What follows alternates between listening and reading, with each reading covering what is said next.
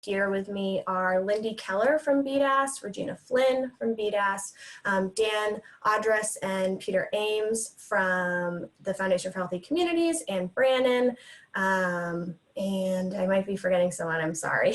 But that's our planning team. So we're happy to welcome you here today. This is our first remote community of practice, as I think most of you are aware. So thank you for your patience as we figure a lot of different things out. Hannah will be screen sharing for me. So she has the slides. So I'm going to ask her to move to the next slide, please. So what we're doing here at our community of practice is working to support each other for the successful implementation of an integrated MAT approach. Of course, you know, today we are focusing this meeting on COVID-19 and discussing changes to MAT practices as it relates to COVID-19. Before we get started, I'm going to give a few announcements. Presenters now should all be able to mute and unmute themselves. Please do that when it's your turn to speak. If you are on the phone and I wasn't able to identify who you are before the meeting got started, please do send me an email so that we can track that for attendance, and then we need that attendance in order to give you your continuing education credit. If you have questions with IT, if you're struggling, if you can't hear me now while I'm speaking, please chat Hannah Lessels on the chat specifically. She will be able to help you. And then also, if you have questions, please make sure that those chats are addressed to everyone. We are going to be saving the chat at the end to make sure that we capture all of the questions following the meeting, and we are only able to save the chats that are sent to everyone. So please make sure you send your chats to everyone. I wanted to let everyone know that we do have someone joining us on the Zoom today that is from New Hampshire Public Broadcasting Company, from New Hampshire PBS, that is working on some articles about SUD treatment in the time of COVID-19. He will not disclose participant names or anything that he hears. He will not be quoting anything he hears today, but just wanted you to know that he is here with us today. And so, yeah, I think I will get going. Hannah, could you please advance to the next slide?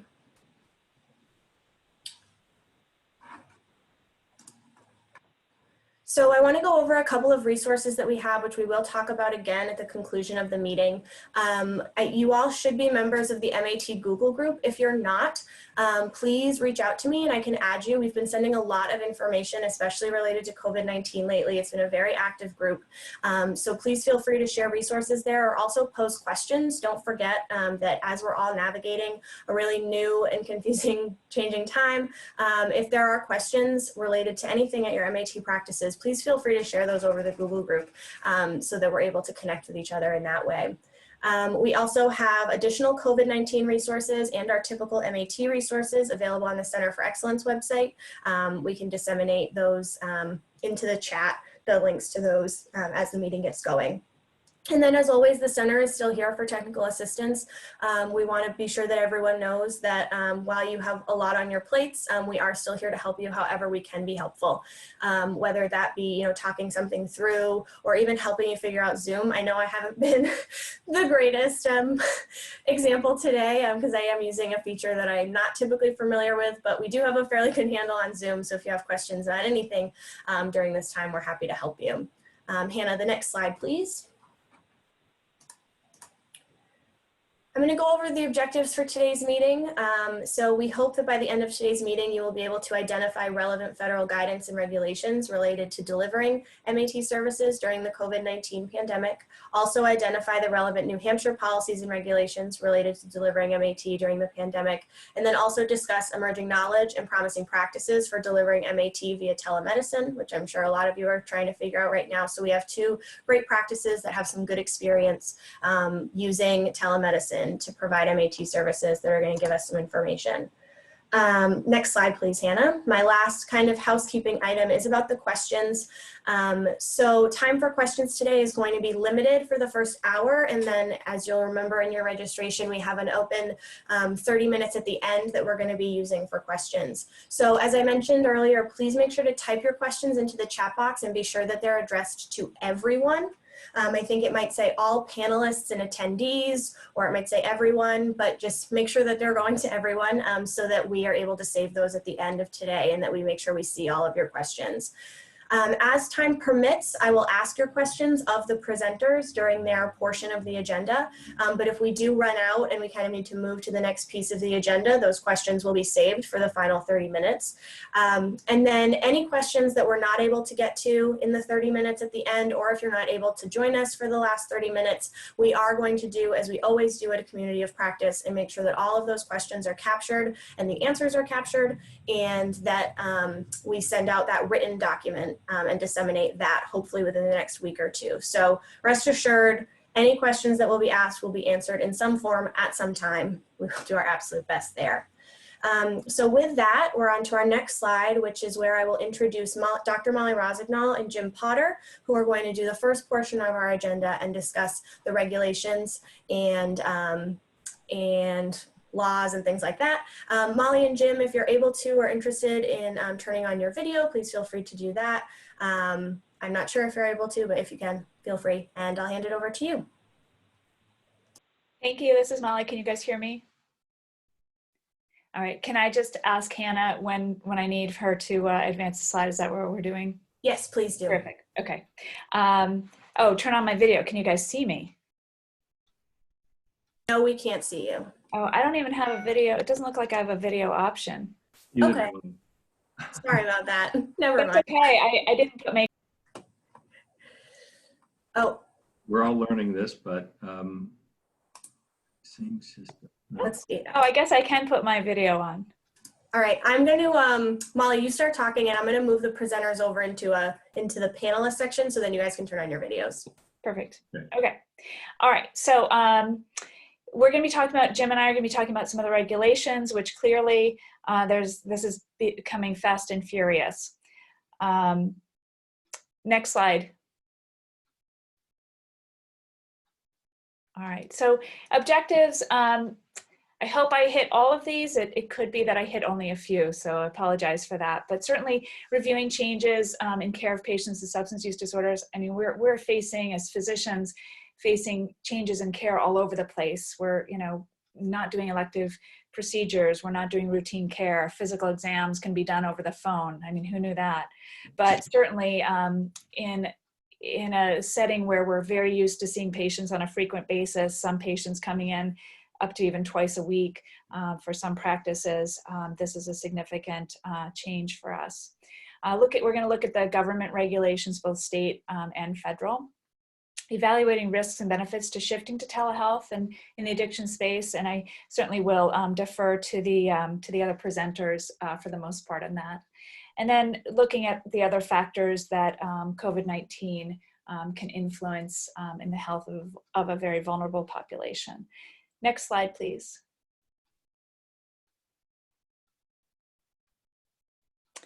So in all, looking at, we have two epidemics we're looking at. COVID-19 being a pandemic, kind of colliding with the substance use disorder epidemic. Age, we know, is a risk, and I certainly take care of some folks who are in their 70s with opioid use disorder, knowing that many of our patients may smoke or vape, and certainly that increases the risk for lung injury and susceptibility to the coronavirus complications. Stimulant use increases the risk for pulmonary hypertension in a obstructive vasculopathy. That's not exactly understood, but that is something to maybe discuss with patients. Our patients may have unstable housing, so maybe they're living with family members or friends, or sleeping on a couch now, or just don't know where they're going to be staying.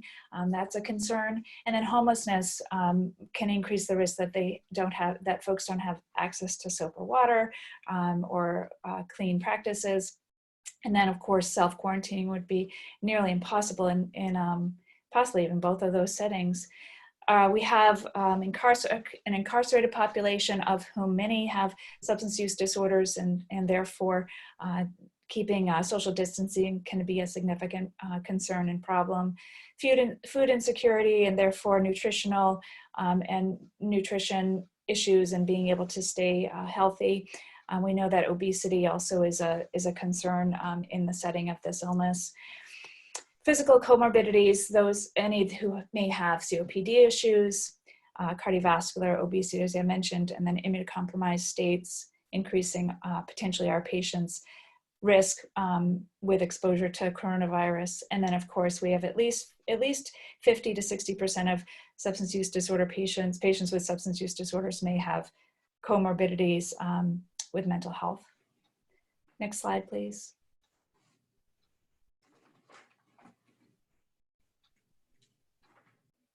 So on the flip side, looking at from a setting of substance use disorders, what can go wrong in the setting of a pandemic? I think clearly there's a ton of anxiety out there anyway, and this is something that really could have a significant poor outcome for our folks.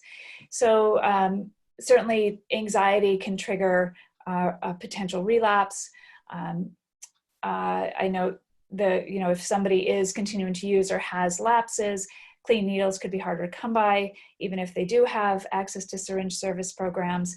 Those syringe service programs have needed to change their regulations or change how they are servicing folks. A reduced ability to see prescribers. Certainly, if somebody calls my office, we are determining whether they need to come in or not.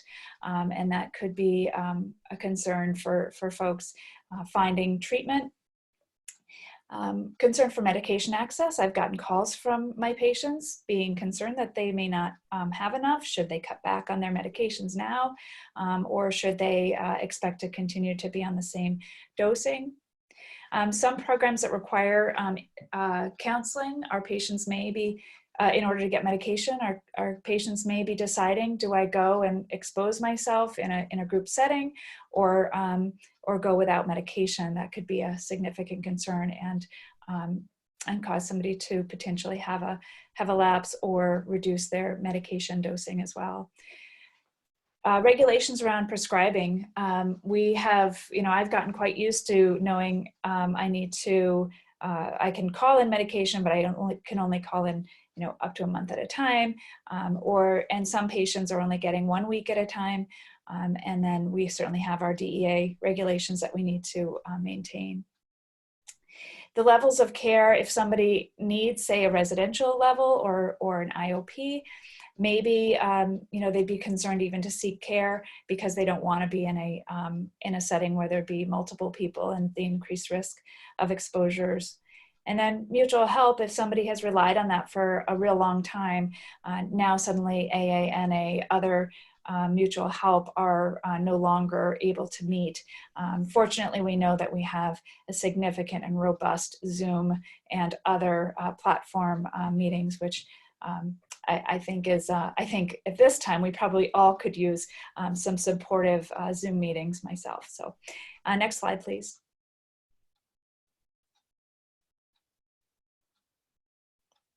So I wanted to just touch on one of the pieces of legislation that was, I think it was about to be heard. There was a hearing in the Senate for this.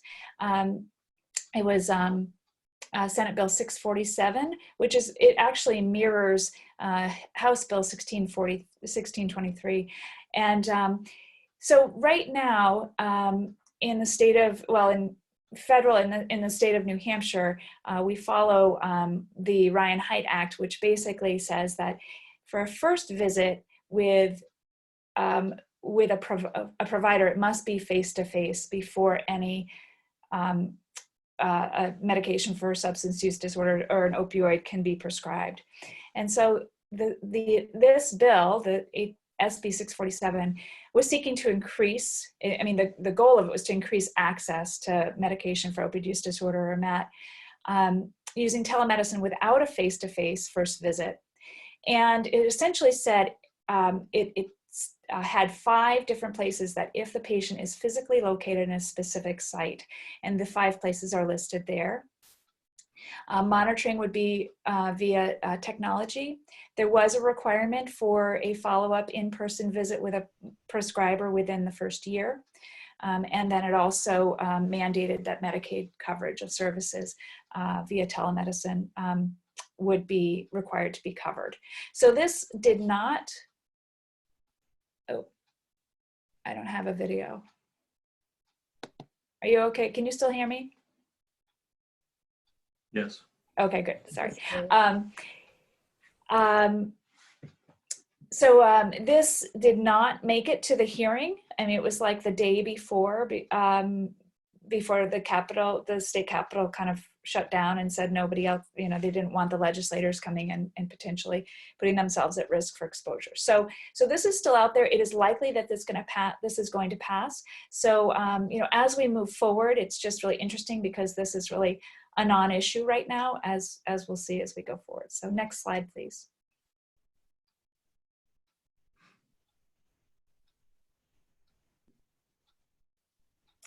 This is, I'm sure, fairly familiar to folks. It's from the Johns Hopkins website in managing and monitoring the outbreak of coronavirus. What Jim and I are going to talk about, this is based on a temporary and emergency basis. And I put that there because, you know, perhaps things will change, and I suspect that Gus and David will touch base on that. But this is really to keep people healthy and contain the community spread of coronavirus. You know, that's really the purpose of these changes. And those agencies and organizations are listed there that we will touch on. Next slide, please. So lots of information here, but I wanted to put this on a timeline. Okay, because for me, it kind of, I'm a bit of a linear thinker, and it just was helpful. Things were coming out really, really fast. Before January 31st, though, you guys all remember when we could fly and we could go to Florida and stuff. So interestingly, as I was looking up the public health emergency declaration, which happened on January 31st, January 24th, Alex Azar proclaimed or declared that the opioid epidemic is still a public health emergency. And it was reissued, and it's been reissued quarterly since 2017. So, you know, if there is one thing that we could say, if we've made these changes based on a public health emergency, why have we not suggested changes based on the public health emergency of the opioid epidemic? But just very interesting. So January, that happened. On March 13th, President Trump declared a national emergency. I'm going to go over several of these. So this is just really just a timeline to document when things happened. Next slide, please. For those of you who work in an OTP or an opioid treatment program or methadone program, there was one of the first on March 16th, SAMHSA released this statement, and essentially is an opportunity for OTPs to give take-home methadone to their patients or their clients. Essentially, typically a person will visit a methadone clinic once a day for their treatment, for their medication. And it takes about 3 years of being in an OTP to receive a 28-day take home. So this is markedly, you know, clearly representing the urgency of this pandemic and the real need to keep our patients safe and avoid interaction with other folks and social distancing. So the first one said, they can receive up to 28 days if they're real stable. And then the way I interpret the 14-day take home is, well, if they're pretty stable. So 28 and 14. I did contact our state opioid treatment authority, who really can determine whether he or she will allow the 28-day or 14. And his response to me was that he is following the recommendations of SAMHSA. So these are available, but I believe, and if there's anybody on the phone who is at an OTP at the end, please feel free to chime in, because I've heard from 2 OTPs that they are not going quite the limit of 28-day, that 14 is where they've decided that they will push that limit to. So, but anyway, this is one of the first guidelines. And then along with this, if somebody is being quarantined, if a patient needs to be quarantined or has symptoms or has COVID, they can make arrangements for the medication to be delivered to the home. So next slide, please. The next, I think this was on March 17th, the Office of Civil Rights talked about HIPAA, and essentially never would we be doing FaceTime with patients. That's totally not HIPAA compliant. However, we can do that with, as they call it, a discretion of in enforcement. And I like that term. Essentially, we shouldn't be expected to be prosecuted for violating that HIPAA rule. SAMHSA, now this is not saying that you can, we're just scrapping 42 CFR Part 2 if you are a provider for addiction care. Essentially it says if there's a medical emergency, we can forego getting written consent from the patient. And in an area, I was trying to think, well, when would that be? Perhaps somebody gets discharged from a residential facility and would like to hook up with an outpatient setting, but either did not sign a consent or found a place and they want information from the facility to send it over. So in that case, we can forego the 42 CFR in order to get somebody set up with proper treatment. It must be documented in the chart and must be, as they say, bona fide emergency. Next slide. All right, Jim, you're up. So the emergency order number 8 from the governor really expands telehealth coverage, and it expands it. So essentially, you're paying at face-to-face rates what you are doing now for telehealth or telemedicine. It applies to all commercial or private carriers, the Medicaid and the Medicaid CMOs. The important thing to remember here is that it doesn't apply necessarily to the employer the employer self-funded plans through ERISA. We're trying to chase that down. We're trying to get compliance, but there is that kind of entire soft underbelly that the ERISA plans could undermine the whole shooting works here. We'll continue to work on. Now, it applies to physicians, APRNs, and a wide variety of other practitioners are identified. There are no restrictions on the originating site, so you can do this from your home.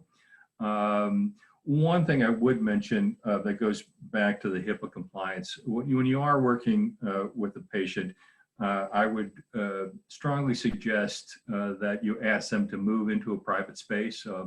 And you as a practitioner should probably also have something that gives you some semblance of privacy between the practitioner-patient relationship. Third, reimbursement. We're talking about a GT modifier. You have to notify the place of service, which is POS 2 for telehealth. Now, the reality here is not every payer does this the same way, and we're kind of just learning this right now. But we'll talk a little bit later about some reimbursement policies, but we'll also probably come out within the next week or so on some more specifics, because there will be some differences required by some of the private payers, Medicaid and Medicare. Please document this as you would a face-to-face delivery. And again, there's a number of modalities that you can use under this, including any kind of HIPAA compliant audiovisual two-way communication, audio only, which means telephone, FaceTime, Messenger, you can see the rest, Skype, those all can be used. What are not recommended and you should not use is the live, Facebook Live, Twitch, TikTok, or kind of some similar kind of public-facing video apps. The security on those is not, and you probably heard some of the horror stories about folks being interrupted by others who might have access to those mediums. The biggest thing I also want to put out is there's the Office of Professional Licensure.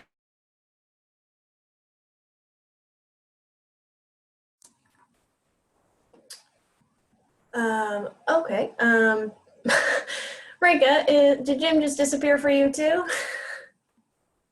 Yeah, it seems like maybe his internet connection or something Dropped out. Okay. dropped Molly, are out. you able to pick up for Jim right now while we try to get him back on? Yeah, so there was a question. I know that, and Jim knows this stuff much more eloquently than I can say, much more eloquently than I. But what happened was, yeah, I know, Polly. I want him to come back too. So what happened was there was a question. This came out the same exact day that the DEA came out and said, you guys can do first visits with audiovisual. That's fine for OUD. The governor said, you guys can do audio only if you want. And what was interpreted by one of our hospital systems was, that doesn't fly. You still need to see the person in person. And so it was really, there was, it was conflicting. We didn't know. And there's also a state law that said you have to do inpatient visits if you're going to be prescribing any opioid. So that lasted about 18 hours. We were struggling, what's going to happen. And Jim got in touch with the OPLC, who essentially said that the executive order overrides any state law conflicts. So that, fortunately, for our patients, gave us that opportunity to continue to keep them safe, protect them from being exposed, and carrying on with appropriate care. So. Is he on yet? Is he back? No. Next slide, please. So the DEA gives us guidance and responsibility. They have a responsibility, I'm sorry. They give us guidance, but they also have a responsibility. They are not a law. They're not the law. So it is important to keep it, to know what the federal law, what the state laws are. But certainly we're, I'm a little afraid of the DEA. So telemedicine rules still must fall under, must be a legitimate medical purpose, must be appropriately licensed personnel. We must have sufficient information from a patient, or do a proper exam and know that they are appropriately being appropriate for treatment programs or for medication. And then we also have to comply with applicable state law. The responsibility of the DEA is that they ensure that the supply of controlled substances is adequate. So if you are concerned, you certainly can call a pharmacy to see if they have low supplies. But if we're worried about a national supply for, say, buprenorphine, checking the DEA websites, they will document if there are concerns around medication supplies. It's their responsibility. And then the DEA, interestingly though, determined based on the HHS the HHS public health emergency declaration, that now if you if you have a reciprocity license, so if you live in New Hampshire and have a license in Vermont, or even now we can go online and ask for a license in, say, Vermont, Maine, Massachusetts, to help out. We are not required to have a DEA in those states during this state of emergency. Otherwise, we would need to have that DEA if we wanted to prescribe for a patient in a different state. So, so that has also been waived. Hi, Molly. Jim came back on his phone. It looks like his computer died, so I just turned on his phone audio. He should be able to come back. Okay. Sorry about that, Molly. That's all right. Jim, I tried to explain about the OPLC. Oh, thank you. Yes, the short answer to that is OPLC, we were having some problems with some lawyers in the health system who were taking out parts of state statutes and saying, well, no, you can't implement telemedicine because of these conflicts with state law. So the easy way around that was to get a guidance from OPLC that said, essentially the governor's executive order number 8 overrides any possible state conflicts. So if you run into issues like that from other sources, that's something you can point to. And as we'll say, anytime you have an issue, bring it to us, myself, or someone on my team, and we'll knock it down for you. Thanks. Okay, and I did go through the next slide, so let's do the next Perfect. slide. Jim, can you still see the slides or no? I can. Oh, you can't. You can or can't? No, I can. I have that up, but you can't see me, so I'll just talk Okay. it. So really a couple areas here that are really to differentiate. So for an initial evaluation for a new patient, initially they said you could only use audiovisual two-way, real-time kind of two-way interactive telehealth systems. Then they later made a modification and said, no, you can also do it for audio only or a telephone. But this is really in your hands. You have to make sure that you feel that you're comfortable that an adequate evaluation can be accomplished and you're actually talking to the individual who has an OUD. However, the initial in-person evaluation is still required for methadone. Prescribing methadone. Second, for an ongoing evaluation, it can be essentially telephone or it can be an audiovisual telehealth system. Now, for Schedule 3 for a controlled substance, a qualified practitioner, you can submit a subscription either electronically if you have already a system set up. It can be via fax or a photo image via email. And if this is an emergency prescription, you can also do it by telephone. Although I will tell you, this seems to be an area of contention with a number of different pharmacies.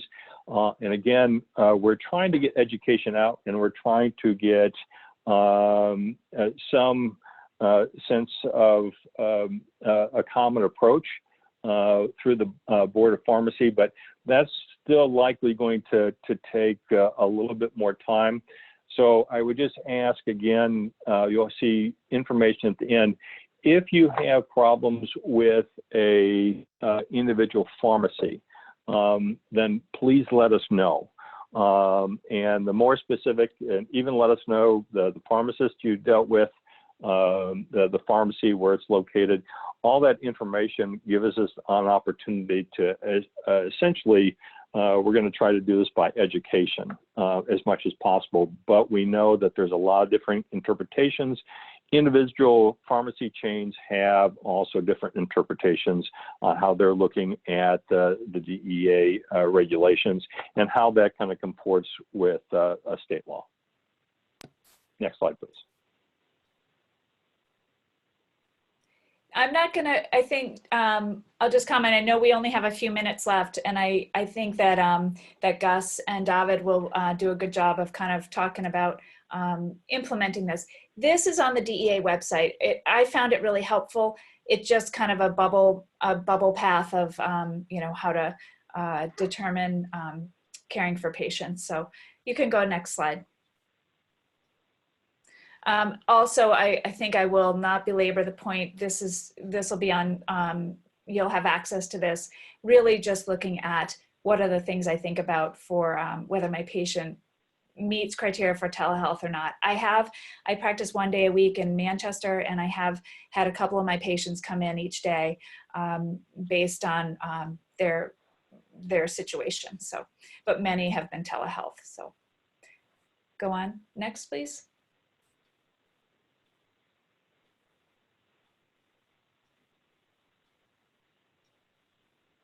So, and then best practices for new patients. Again, I will defer to Gus and David. However, I want to say one of the things which I think they'll talk about it anyway. Next slide, please. I don't want to belabor the point.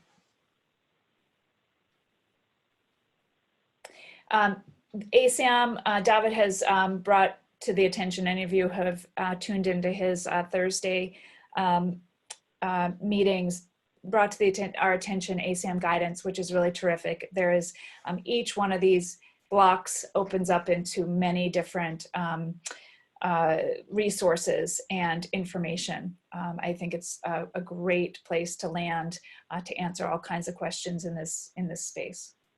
Next slide.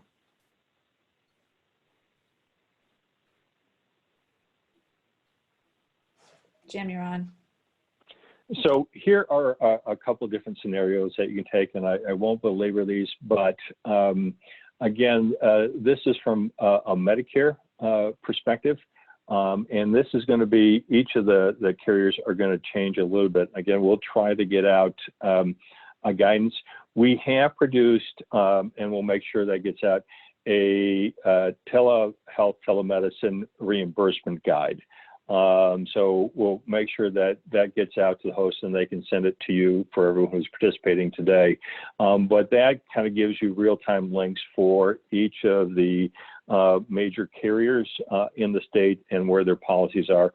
Within the next week, we hope to have more of a spreadsheet so you can kind of go and look through. We're really trying to promote transparency in all these and make sure that that you're not getting some of these claims kicked back at you or denied. Again, the thrust of this and what we've been trying to emphasize to all the carriers is that we're really trying to promote continuity of access to care on that and safety. So we've gotten real good cooperation from most of the carriers, but again, if you have issues, then please bring them to us. And so either we can clarify that, help clarify them for you, or help them get corrected if it's a policy issue. Next slide, please.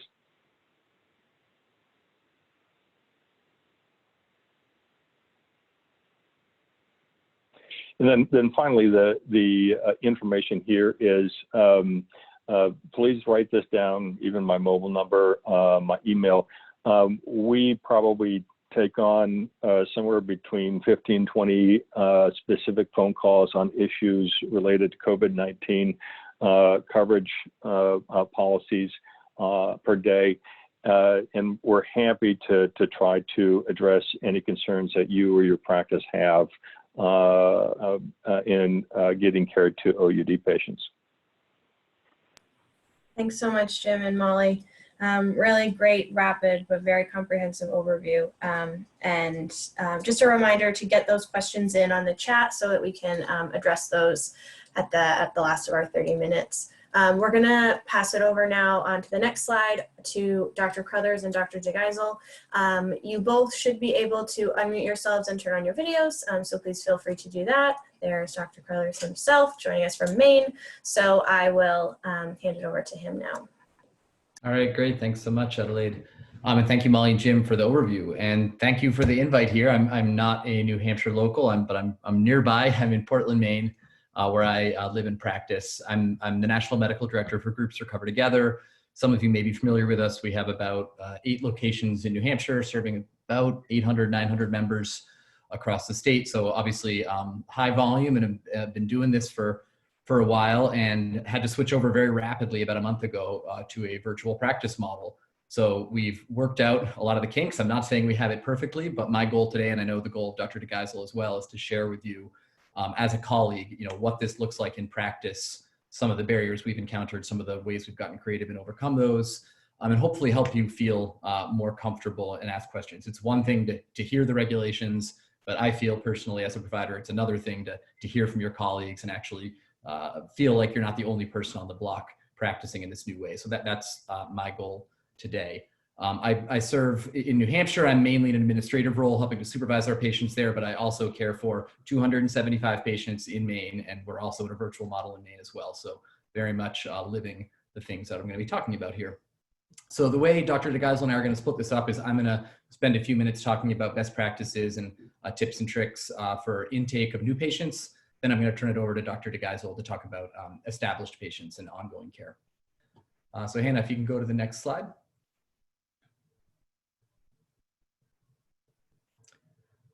All right, here we go. So this is the only slide I want to walk you through, just kind of take you through some of the points I've been thinking about as we developed our protocols for new patients. And I field escalations from our medical staff around the country. And these are the sort of things I sometimes get questions on. I'm getting more questions on in the last month.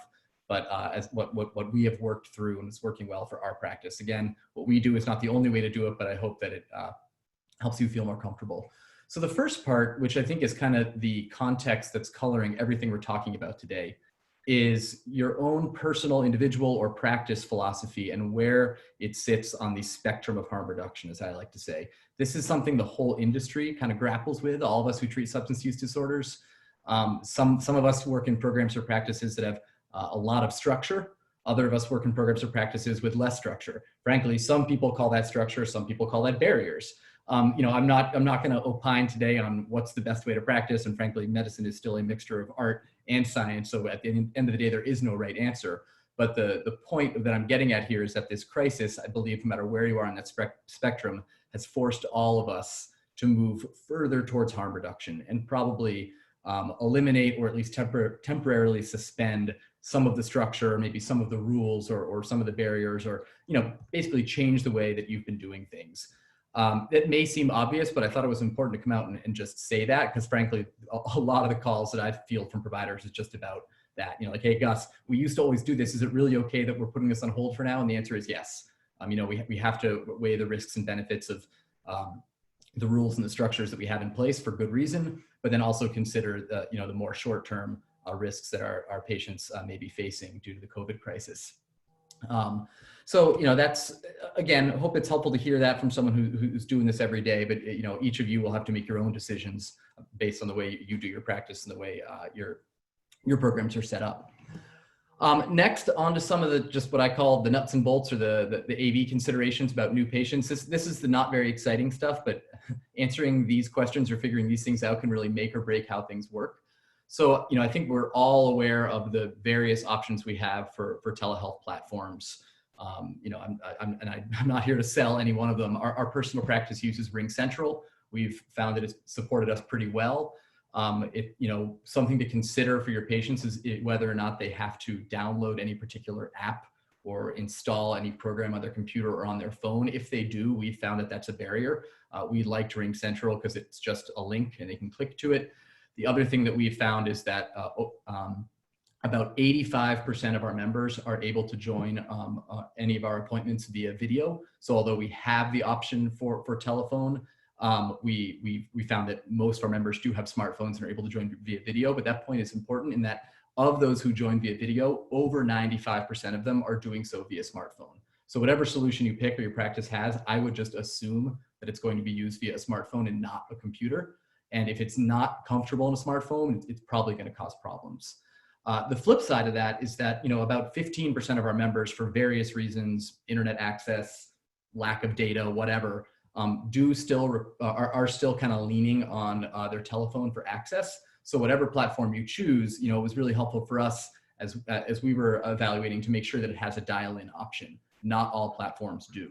Zoom does, the one we use, RingCentral does, but having surveyed the landscape, not all of them do. So that's something important to consider. Another thing is consent forms. Obviously we've loosened HIPAA regulations, but 42 CFR does still apply, and a lot of its clauses and most of our programs have some requirement for consent forms in order to treat. We were very quickly able to put these online and send them for electronic signature. Again, if you have that smartphone and you can receive a link, then you can very easily receive a link to a cloud-based e-signature product. There's dozens of them that are out there. Many of which for free or sometimes require a small subscription fee, but things like Adobe, things like HelloSign, things like DocuSign. So really the need for pen and paper forms is almost outdated at this point. And we found that was something that was pretty easy to switch over to, just scanning our forms in and putting them online.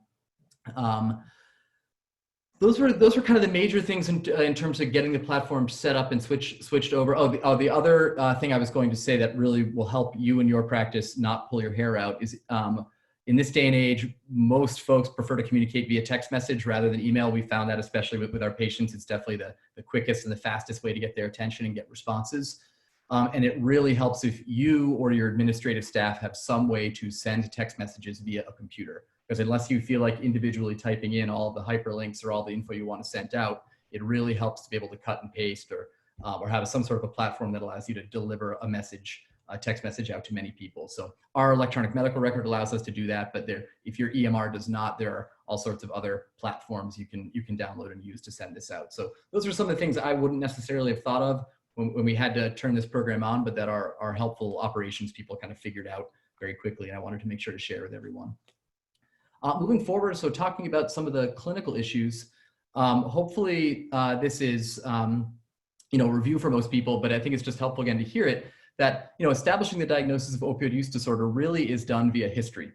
If you look at the 11 criteria that the DSM-5 has, none of them requires a physical exam, none of them requires a urine drug test or a lab test. And so it's really something that you can do over the phone and taking your history. And really the onus is on understanding, is this person a reliable historian? And again, you don't need to be in person to make that determination. And if you're really struggling with their reliability, you can always try to get a confirmation from a third party, whether that's a relative or a friend or a prior treatment provider, et cetera. And all of that can be done over the phone or over video.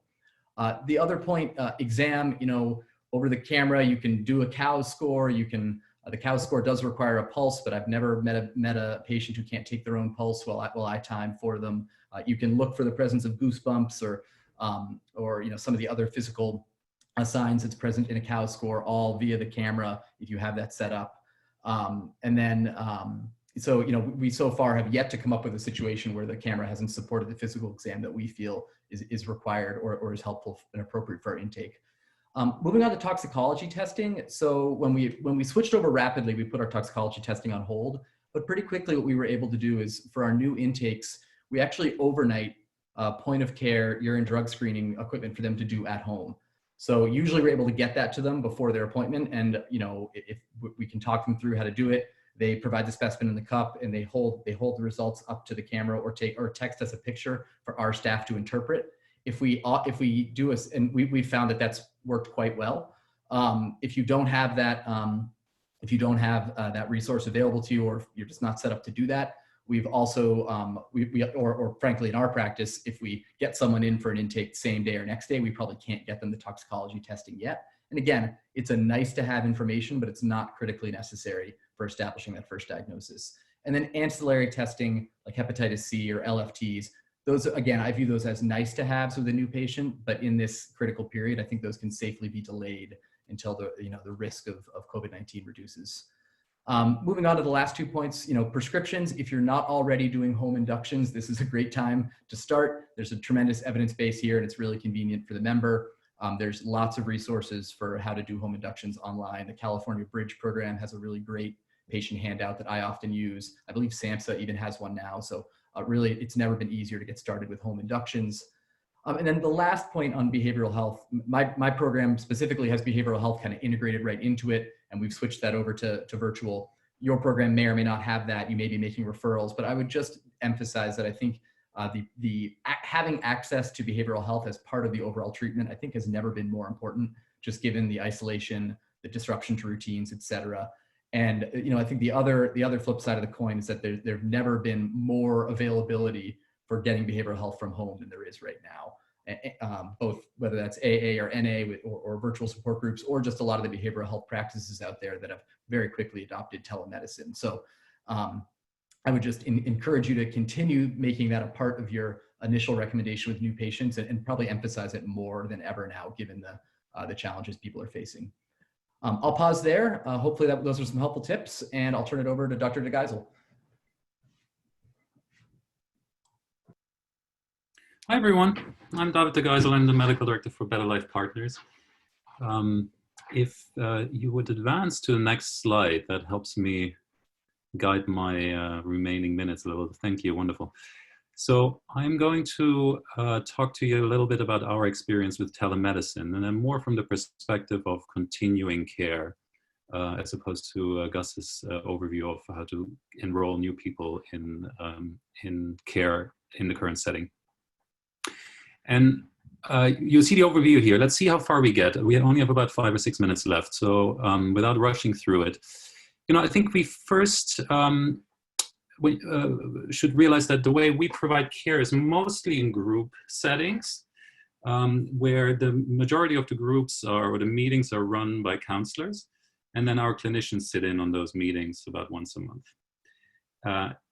And those group meetings, we thought would be quite challenging to run over a teleconference software like Zoom or any of the others. But I think similar to Gus, we were quite surprised how well that has worked for folks. So we also give people the ability, or we encourage them to use video, and most folks are able to do that. And then people who aren't are allowed or permitted to call in through the phone. And our attendance has been exceptional. In some cases, we've had better attendance than when we had physical meetings. And I think that's due to a couple of things. So one is, I think we can offer folks a little bit more flexibility. For example, if you for some reason can't make it to your usual meeting, then it's much easier to dial into one of the makeup meetings, right? We have meetings in several towns around New Hampshire, but you can imagine there are some towns where really there's only one meeting a week. Whereas now, if necessary, we can let you join a meeting that's a couple of towns further down the road.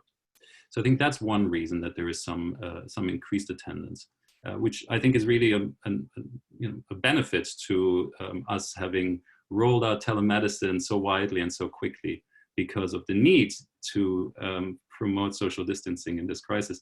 But I think it's an element that hopefully we can retain, at least in part, going forward once we don't have to be socially distanced anymore, but can choose to do so for certain people and certain settings. The other part I think that's come up that's interesting is that for folks who tended to be quiet in these meetings, oftentimes find it easier to participate over video or just a phone. And I don't know why exactly it is. We certainly haven't studied that, so I think it's mostly anecdotal, but I think the impression is that some people feel more comfortable not being in a room with people, maybe feel more comfortable being at home or in their car or wherever they are when they're participating in a meeting. I think if you want to put it in more sort of a medical social framework, I think it might be a more patient-centered or patient-owned experience rather than, you know, taking people out of their comfort into a medical setting, or well, many of our meetings actually not even run in a medical setting per se, but in a community location. But still, it's not your home, right? So here we're really meeting people where they are, literally in their own home environment. So I think that's brought on some really interesting interaction that I think many of our clients actually quite enjoy. Now, there is also a flip side to this new environment. And one thing I think is the privacy issue. So we very strongly encourage folks to, or actually require almost for folks to really be in a setting where they can maintain privacy. So for example, if you're dialing in for your weekly meeting, we ask you to not be in a room with other household members, not with your kids, not be in a public place. And that's partly because it can be disruptive to the meeting, but more importantly, that if you are in a public place or there are other folks around, then we can't maintain the privacy of the members in the group. And that's really, really important in general, and especially I think in in substance use treatment, where I think we really want to preserve the privacy and protect the anonymity of folks. So while we pay a lot of attention to that and encourage people, you can imagine that it's not always easy, right? I think we all should acknowledge that the folks we serve oftentimes don't have the luxury of being alone in a room because they live in very crowded settings and have kids and might not have childcare. So I think that's a point of tension. And if you're adopting similar technology in settings, I think that's something to be continuously aware of and try to help people really figure out how they can do their best to create an environment where they're fully dedicated to the meeting and can maintain the privacy. Now, dedication to the meeting or paying attention to the meeting, I think is another one that we probably all recognize, right? I think it's a very human behavior. Being on many Zoom calls these days, and I imagine that goes for all of you too, it's easy to do something on the screen while pretending to be in the Zoom call. And of course, in a meeting, that's not what we want. We want people to be really engaged. So again, something that we certainly don't police. We encourage people, we set very clear rules and give guidance at the beginning of the meeting. We do call people out when they're obviously not paying attention. In some regards, I don't think it's that different from in-person meetings, right? I think you've all probably been in group meetings and people have dozed off or clearly not been engaged. So again, I think it's too fresh and too anecdotal to say that this is really a huge difference to in-person meetings, but it's something to pay attention to, I think, right? So both the privacy and the level of engagement. And the third aspect I want to mention before I move on is the safety aspect. So while I think we're all aware that we shouldn't be on the phone while driving and certainly not be on a video Zoom call while driving, it still happens, okay? So operating machinery in general and driving a car specifically is not advisable when you're in a group meeting. And again, policing is difficult there, but again, something that you might want to pay attention to and really encourage people that it's fine to take a call from the car. I think that's for many people the most private place they can find, but please don't drive while you do that. So those are some of the group meeting experiences. I'm going to skip over the technology, although it's on my list there, because I think Gus very nicely addressed all of that already. And then with the 1 extra minute that I'm going to take from our schedule here, I just quickly want to mention a couple of things about buprenorphine prescriptions. So we have spaced out the frequency in which we prescribe. So typically we prescribe on a weekly basis, and we've now gone to prescribing 2 weeks at a time. We're constantly evaluating that. We made that decision very early on. I guess by now it's almost a month ago when we were headed into the lockdown, because we weren't sure how easy it was going to be for people to get to the pharmacy and what the pharmacy supply would look like. We also early on called around and involved all the pharmacies that we prescribed to check in with them. One, do they have enough on stock to double our prescriptions? And second, what was their expectation around supply going forward? So I would encourage you, if you're changing your practice pattern, do reach out to your local pharmacies to make sure that they can accommodate that. And now I would love to philosophize with you all about how recovery looks after the pandemic, but I think we're running out of time. So I'm just going to leave that there as a tantalizing thought. I think the way I view it is that I hope as a community, we can really figure out what this crisis has forced on us and what we have found to be beneficial for us as organizations and providers, and more importantly for our clients. And I imagine that we'll have to find some mix. We have to give up certain of these things again, and we should probably hold on and probably advocate very hard for some of these regulations to become permanent. That's all I got for you. Thank you so much.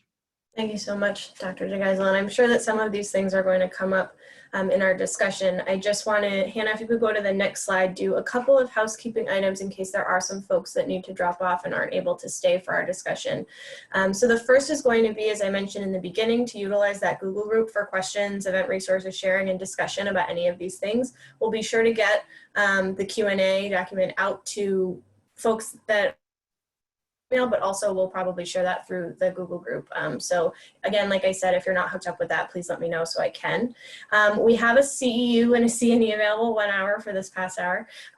So in order to claim that, we are going to need you to complete an evaluation of this meeting, and we actually have a new evaluation process. Another perhaps silver lining of this whole thing is we figured out a really nice streamlined way to get you your certificates.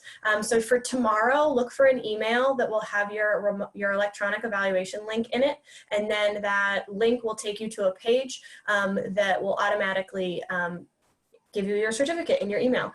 So if you don't get that email tomorrow from me, Adelaide Murray, it probably means that I might have missed you in the attendance list. I couldn't recognize your name or something like that. So if you don't get an email from me by the end of the day tomorrow, please reach out and I will send you the evaluation link. On the next slide, I just have the meeting schedule for the upcoming communities of practice in case you have to jump off. We do hold these meetings every other month on the third Thursday at 2:30. As I said, they're typically in person, but until we know otherwise, they will be held remotely. So those were my housekeeping items. What I'm going to do now is give Reka a moment to give a little announcement that will kind of lead us into the discussion, and then we'll have that opportunity for discussion and questions. Hi, everyone. I just wanted to take 20 seconds of your time to just let you know that the Center for Excellence will be offering a new time-limited opportunity related to prescribing and dispensing medications for opioid use disorder during the COVID-19 outbreak in New Hampshire. We're offering 50-minute sessions that will be held every Monday from 12:05 to 12:55, starting on April 20th. We've also convened an advisory team that is including Dr. Seddon Savage, Dr. Ruth James, and Dr. David DeGeisel. They'll all be participating on these sessions to help you answer your questions and to help you solve challenges that you're experiencing. So if you want an opportunity to talk through your questions and challenges, we're hoping that you will join us starting on April 20th. I will share the registration link through the chat right after this so that you can have an opportunity to register if you haven't seen the invitation that was sent out yesterday. In addition to that, we are looking for you to submit questions prior to each session. So if there are specific things that you either heard today that maybe isn't addressed during the remainder of our time, feel free to share it through the Google document that I'll share through the chat, as well as any specific challenges that you might want to talk through, as well as successful strategies that you've used over the last few weeks that you would like to share with others. Thanks. Thanks, Rika. So Hannah, if you go to the next slide, we'll start our discussion. So the way that this will work, hopefully easiest, is if you are joining by computer and you're able to use the remote hand raise feature on Zoom, then I can click on you and open up your mic so that you can talk with us verbally. If you're joining just by phone, you should already have the ability to speak, so you can just say, excuse me, and talk that way. Or as always, you can chat your questions in, and Rika and I will read those and get them out to the group. So I'll give you kind of a minute to figure out that tech, formulate questions, and make sure that I'm seeing everything I'm supposed to see to help you all speak.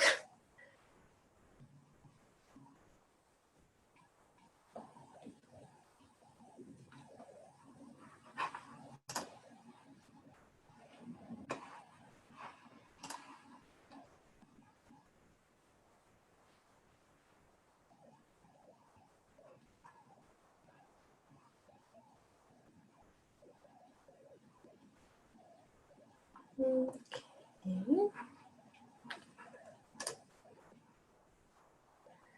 So we have a question in the chat that I'll read out to our presenters. What are your thoughts on having patients go to outpatient labs during this time?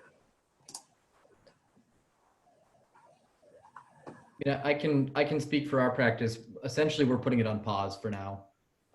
We're discussing and educating on the importance of hepatitis C screening and other primary care sort of screenings that require lab, but we're not actually writing those orders right now. We're noting it down to revisit when all this is passed. Thanks, guys. Yeah, I would second that. I'd be somewhat curious to mean what outpatient labs you're thinking of. Maybe, I mean, we're Better Life Partners is particularly, or is only prescribing buprenorphine for opioid use disorder, which doesn't really require many labs. So I'm with Gus, sort of screening for associated diseases doesn't seem to be so urgent, but maybe you're thinking of other labs that I'm missing. So Dr. DeGeisel, Pamela responded and said, our hospital lab for our more at-risk patients, they're only doing Suboxone. Yeah, again, I mean, I think for the buprenorphine, there's not really an indication to monitor labs, I would think. Now, if you have at-risk patients who have acute medical problems, I think if they reach out to you to address those, I mean, we really rely on a collaborative approach with other providers. So we then reach out to or help facilitate a connection to their primary care doc or to the hospital and figure out what's urgent, what's not urgent. But we don't take on those urgent medical issues ourselves, and therefore we wouldn't send people to the laboratory. This is Molly. Because some of my patients actually do provide primary care services, simply because they don't go to primary care otherwise, and I'm a family doc, but some of them, for example, who may have alcohol use disorders, and I'm concerned regarding some medications that they're on. You know, it's sort of like who I decide to come into the office or not. And so some, I think, do need to go. You know, we need to be sure that we're monitoring, say, liver functions, not necessarily because they're on buprenorphine, but because there may be other mitigating factors that influence, you know, their health. So, but otherwise, I would agree with Gus and David. Thanks, Molly. So Pam was just responding and saying that they're a primary care practice. So when she says at risk, she means unstable MAT patients. And then Gus shared the platform for the televisits. Thank you. So I'm making sure that I can see everybody if you do the electronic hand raise or write into the chat.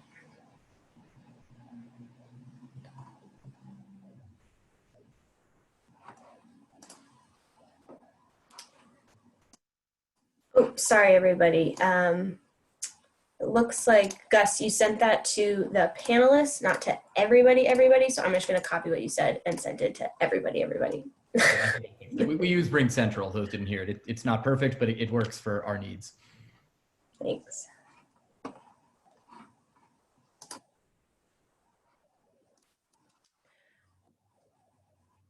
So we have a question that perhaps Molly will be able to answer out of CMC. So talking about the Manchester doorway and wondering what the status of the Manchester doorway taking over by CMC and Elliott is looking during COVID-19. Molly, maybe you can speak to, are the doorways still operating right now and kind of the status with that? So the doorways are still operating, all of them, that as far as I know. The one in Manchester is not going to be taken over by CMC until May 11th. Tim Susi, who is kind of in charge of determining those strategies. But I think the idea is bringing the doorway in Manchester over to where Hope for New Hampshire recovery is, because that's where the CMC recovery program is. It's not where I practice, but I believe that that's where they're going to institute the doorway. But right now it is still under Granite Pathways as far as I know. And still in the same location that it was in previously? Yes. Thank you.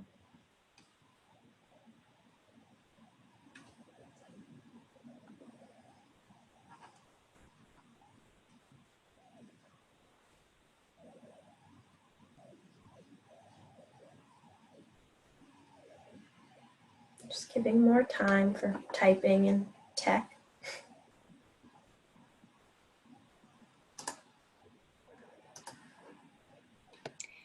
While we're waiting for somebody to jump in and ask a question, I will follow up with that.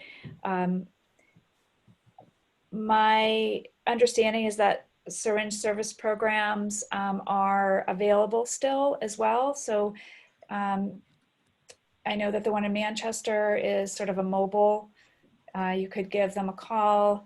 You can check the New Hampshire Harm Reduction Coalition website, which will put you in touch with the various syringe service programs that are available. Just reminding folks to, you know, if they are at risk of using, it's even more important not to be sharing works or not to be sharing needles or any other equipment. So, you know, just putting a plug for further harm reduction and talking to our patients about that. Molly, I had wanted to ask about something that you put on your slide that I don't think we got to, which was consider using oral fluid testing, perhaps in place of urine drug screening, or I might be reading your slides wrong, but could you speak more to that? Yeah, so in the telemedicine arena, I know that, you know, Gus mentioned that sometimes they'll be overnighting for new patients the urine cups. Another option that I have, one of my colleagues who's in Maine, who's been using telemedicine for a long time, sends his patients oral fluid testing equipment.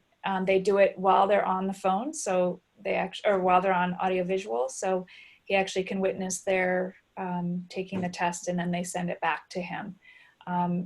There are oral fluid tests that are point of care as well. I've not used them, other than, now that I think about it, I was tested at work to make sure that I'm not a smoker because they were looking for cotinine.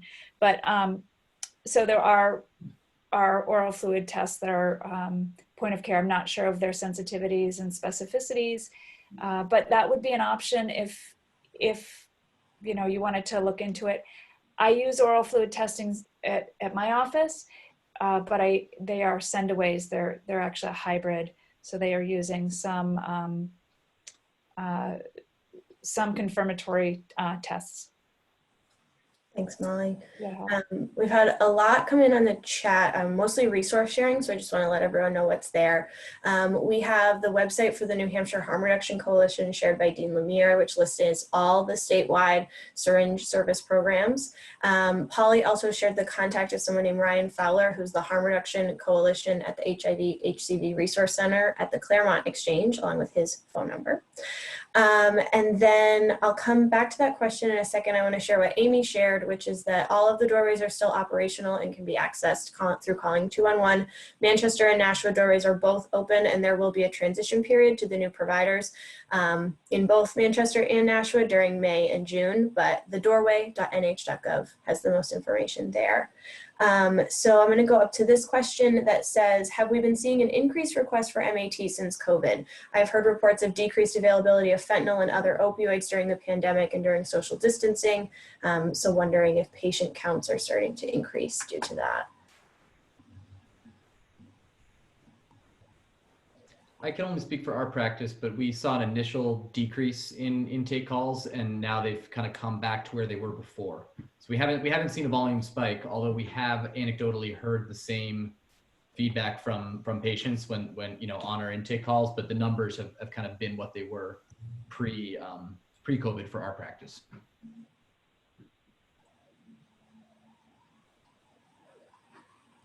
We've had a spike almost early on, possibly because we were one of the earlier ones to switch to tele and phone, and now it's sort of flattened out a little bit. But I think overall there's still an increase compared to pre-pandemic times for new enrollments. And then we've been very actively referring folks to the doorways for naloxone. Because I think, as Molly said, you know, a lot of the conversation that we have with folks is around harm reduction in the stressful times, and just acknowledging that relapse is a real possibility right now. Dr. DeGeisel, you just segued me very well to the next question, wondering if providers are providing additional naloxone during this time, how they're getting access to it. Is there an adequate supply of that? Lindy's interested to hear from all folks on that.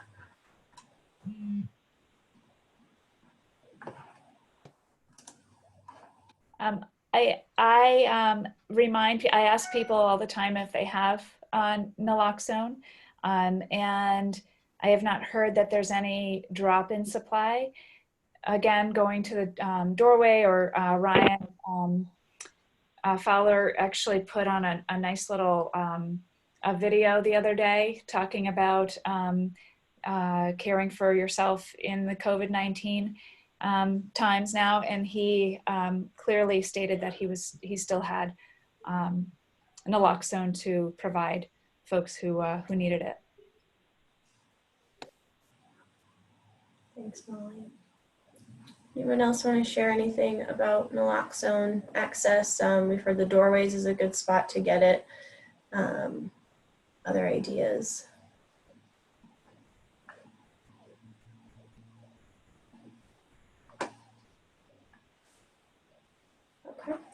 So we had someone in the chat share that FASTER and other family support groups can be found on Granite Pathways nh.org, and many are still being held online using Zoom. So some more types of groups that are moving online, as Dr. DeGeisel was explaining. And then let me read this one. As the acute care healthcare settings focus on COVID and there may be limited access to inpatient withdrawal management, any thoughts or considerations for patients who may be experiencing withdrawal from alcohol or benzodiazepines? So a couple of thoughts regarding that. I mean, even in the setting of COVID-19, if somebody is at risk for severe withdrawal from alcohol, we still need to make that determination based, if they have such a severe risk, and they are, and they have if they have withdrawal risk, they may need to be hospitalized. I mean, that needs to be acknowledged. That said, I will say the ACM is coming out with, I think it's supposed to come out, I think in May or June, sort of a guideline to alcohol withdrawal, which I don't think anybody wanted to, put their big toe into that, but they are going to be coming out with that because we do know a lot more about in terms of the number of people who are at risk for significant withdrawal symptoms. We probably overtreat and hospitalize too many people for alcohol withdrawal, and there are safer strategies to do it outpatient. And then there's those patients who aren't going to go to the hospital anyway, even if you tell them to. So it's sort of your hands are tied sometimes. So I think it's really important to do an evaluation based on somebody's risk. And if somebody is not going to go to the hospital, the other thing that I typically do if I'm going to do an outpatient withdrawal management is that I want to be able to see the patient every day. So then that comes into, brings in, do I do that via telemedicine? Do I actually have them come into the office? So there's still some pretty difficult things around alcohol withdrawal. And the last thing I'll say is, in regards to this is there was some ruckus about, well, why are we keeping the liquor stores open? And well, first of all, I think people are at home and probably there is an increase in number of folks who are drinking, and that actually, should not go without saying. And we do need to be aware that other patients in our practice may have an increased risk for binge drinking and complications from that. But at the same time, we don't want people to be cut off from alcohol if they have a high risk for withdrawal. So it's that balance of, if a certain substance is suddenly not available, that could increase the risk of hospitalizations.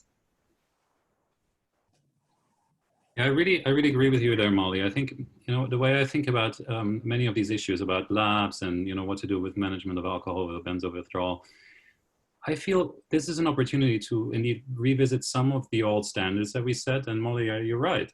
There's a good example that you can help people through alcohol and benzo detox at home.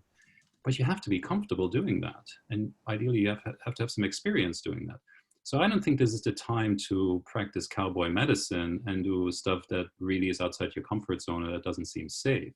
However, if you can collaborate with people, or if you have experience doing some things that in pre-pandemic times you might not have done just because you work in a system that doesn't accommodate that easily, then I think it's fine to do that now. But otherwise, I would still very much rely on the traditional healthcare system. Mind you, one of the reasons that we wanted to flatten the curve is to preserve room in the traditional healthcare system to take care of all these other issues, not just COVID, right? And that was always the fear that if we exceed the capacity of our healthcare system through COVID, that people who withdraw from alcohol, who get into a traffic accident, or who overdose cannot get adequate care anymore, and that we would increase mortality and morbidity from non-COVID related illnesses. And I think as a state, we've done well flattening the curve, and we should therefore use the capacity that the healthcare system has to address these other issues, these chronic health issues or acute issues like benzo or alcohol withdrawal. So I think it's about finding that sweet spot, sort of what can you do? What are you maybe empowered to do right now because you want to keep people safe and don't want to burden the health system and want to not people expose and promote social distancing? But on the other hand, when does it feel right to provide adequate standard of care, which sometimes requires hospitalization? Thank you. We have time for a few more questions, so I'll go back to looking for hands or chats. And as a reminder, if you did join by phone only, you should have the ability to just talk if you can't raise your hand or chat in.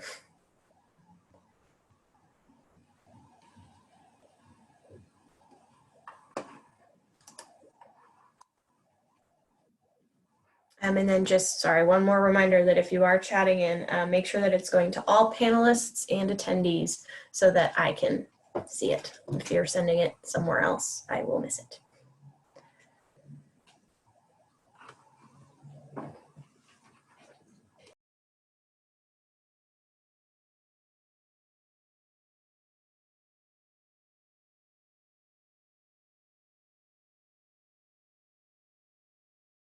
I'll just add, this is Jim Potter, add that we've sent to Adeline a couple links to two guides that we've developed. One is a telemedicine reimbursement guide.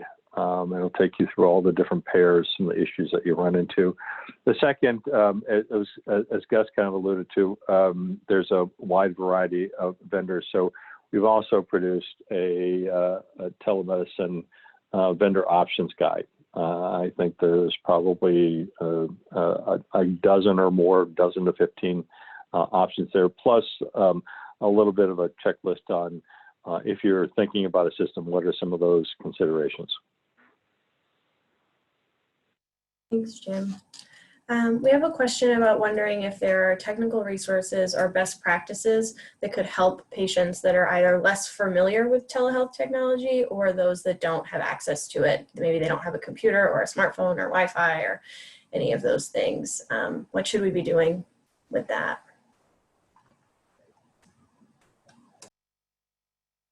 I can just share anecdotally what we've done. We found that for patients who really struggled with Ring Central, our app, which we thought was pretty easy, Google Hangouts was even easier and came preloaded on most, but Android is the most common phone platform out there in America. And if you have an Android phone, you automatically have Hangouts already installed. You don't have to download anything. So that we've kind of used that as our backup. And in this short-term period, it's, it doesn't need to be HIPAA compliant, and we've had success with that.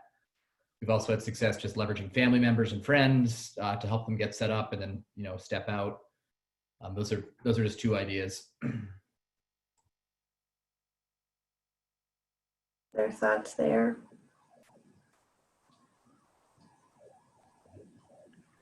We some of our community partners are still operating, and they can offer people a phone line. So, for example, I actually don't know what the very current status is, but for a while, one of the food pantries in Manchester had a phone available for clients to call in.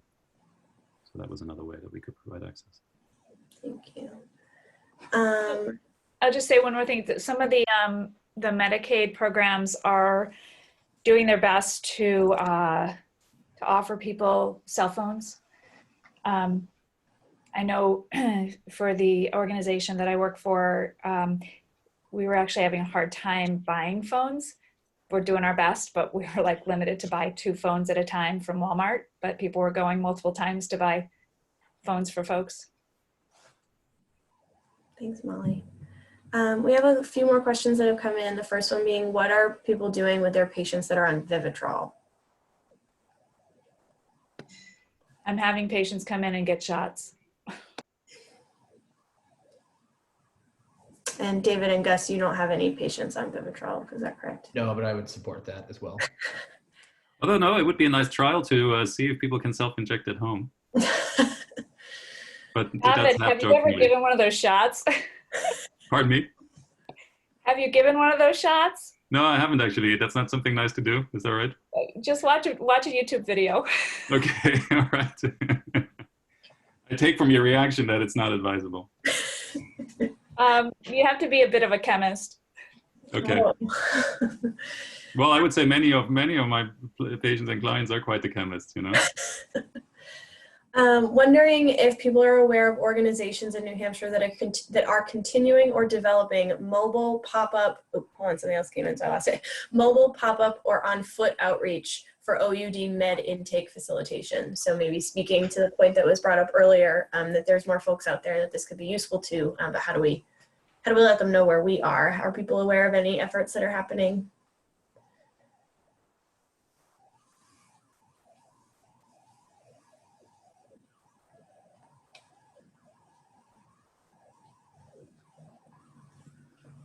I guess, Dean, thanks for that question. I actually saw that on your Facebook post a couple of nights ago, and I think that one of the things that I know that the fact that Gus and David, have programs, and there are others have programs that can do phone intakes too. I guess that's where we're starting. But there are programs out there in other states that have started outreach just like you're describing. So I appreciate the thoughtfulness and sort of the innovative thoughts, because that's perhaps where we need to continue to go to.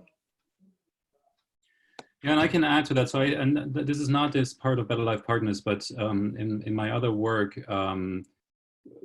we have thought about doing this in a trial setting. So, would there, in a time of crisis like this, would there be a benefit to actively reach out to folks who previously were not ready to engage in recovery, and proactively offer buprenorphine? It felt that really would have to be studied, because, well, you can imagine there are it's a complicated concept, I think. And we haven't moved on that yet, but that's certainly something that we've been discussing. Yeah.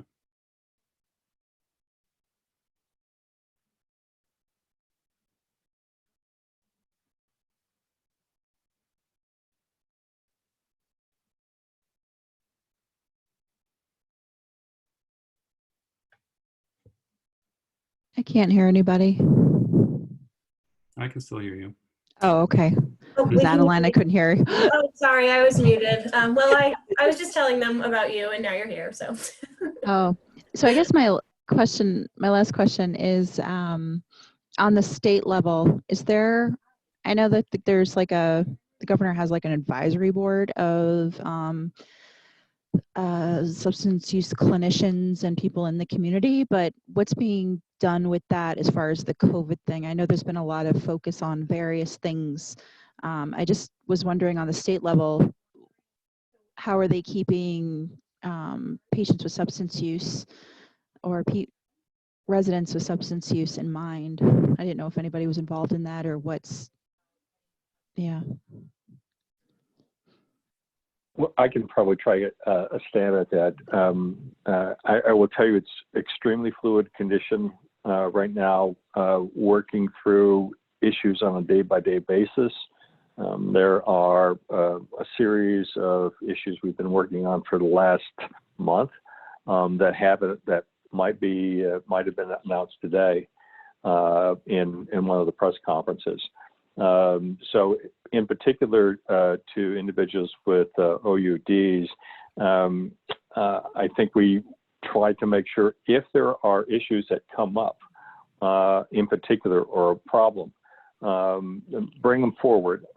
If they need some kind of specific response, then there's a series of state agencies that we try to work with to resolve those. Sometimes they can be done on an informal policy basis with some communications to practitioners or providers. Other times it takes more of a emergency order from the government when there either isn't clear direction, there's conflicting policy direction from both the state and federal level. So I guess the bottom line is, if you have issues or problems, just please bring them forward.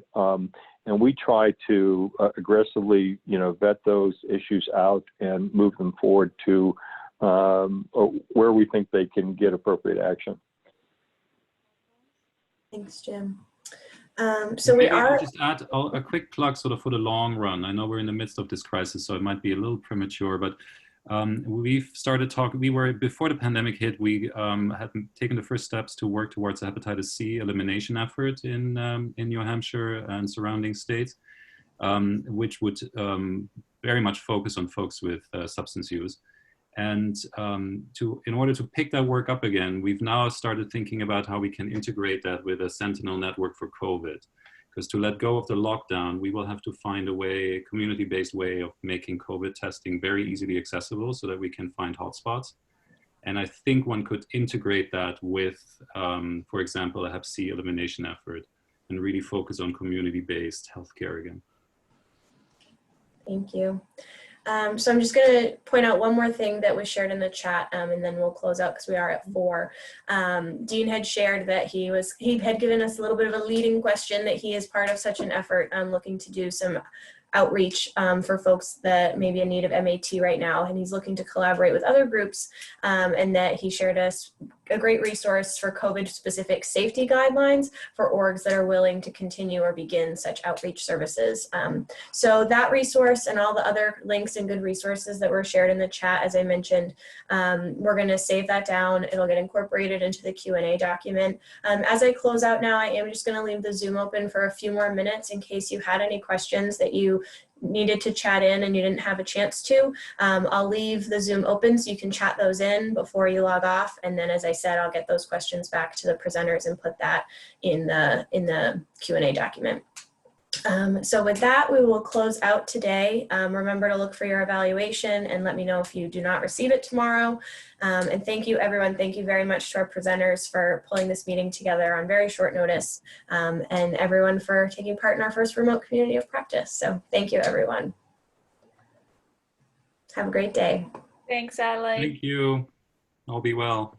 Bye-bye. Happy Easter. Take care, everyone. Thank you. Hannah and Rika, if you could stay on for just a minute to make sure that we get everything.